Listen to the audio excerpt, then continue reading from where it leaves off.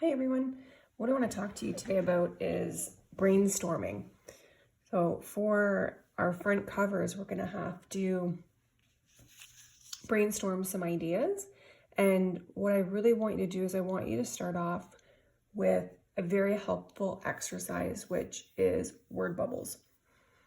So what I did here, I've started off with a couple different words. I'll give you some background about the story that I'm going to do. It's by H.G. Wells, and it is called The Strange Orchid. In this story, what happens is an orchid collector collects an unknown species of orchid, and they believe that the botanist that collected it actually died in a swamp while he was collecting it. So what kind of happened there is this orchid kind of comes to life and ends up by trying to eat the orchid collector. So it's kind of like a horror story, kind of gory. And so what I want to do is I want to keep with the horror theme. And I've kind of just written down the fact that it is a horror story. I want to keep that in mind, obviously, while I'm writing out my word bubbles, and I want to keep in that theme. So it's just there as a guide. You can write it down. You can write down some other words too of the feelings that you want to convey.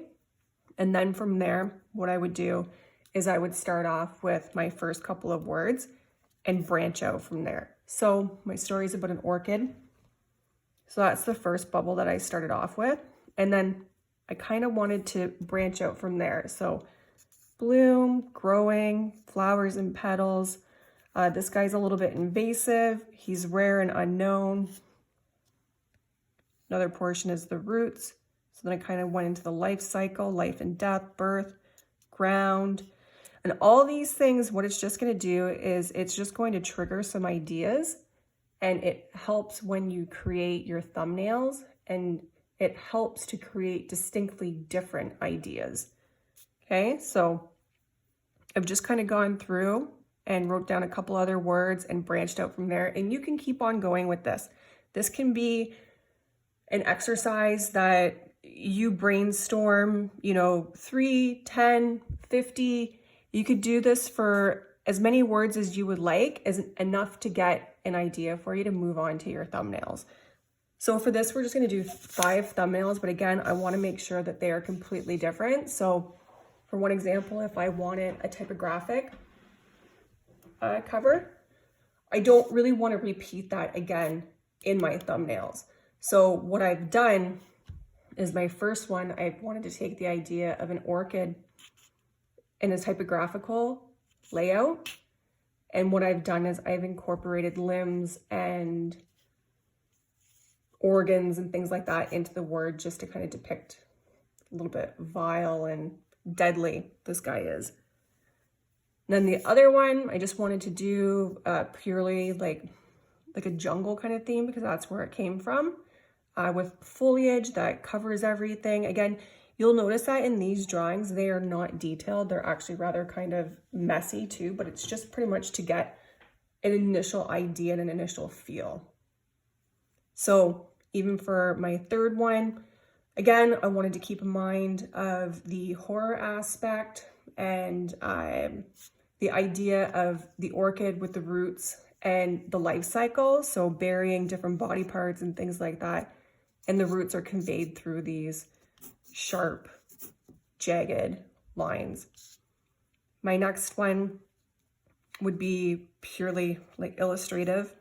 And it's, again, our cover is 2 colors. So I wanted to work with my colors too in my thumbnails to get that, is to convey that as much as possible so that I can see, relatively quickly which thumbnail I would like to work with, which one will give me the best results. So this guy, there would be the orchid collector, and he'd be dragged into a room with the orchid sitting up on a little table.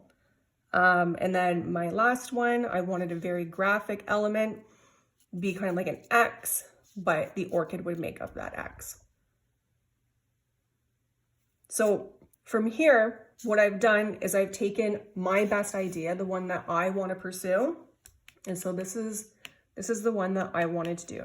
So from here, what I've done, not necessarily what you'll need to do, is I've created this look So I've written it out and created my drawing that I'll have to take in and work with that in Illustrator. So what I'll do now is we're going to go through how to set up our cover for our chapbook. And from there, what we'll do is we'll go on to our rough stage. So we're going to create multiple versions of our cover, different colors. We're going to work on our hierarchy, making sure that our text is, our text treatments, you know, we play with those, and just generally making sure that all of our elements for our cover work together. So let's get started. We'll go over to the computer.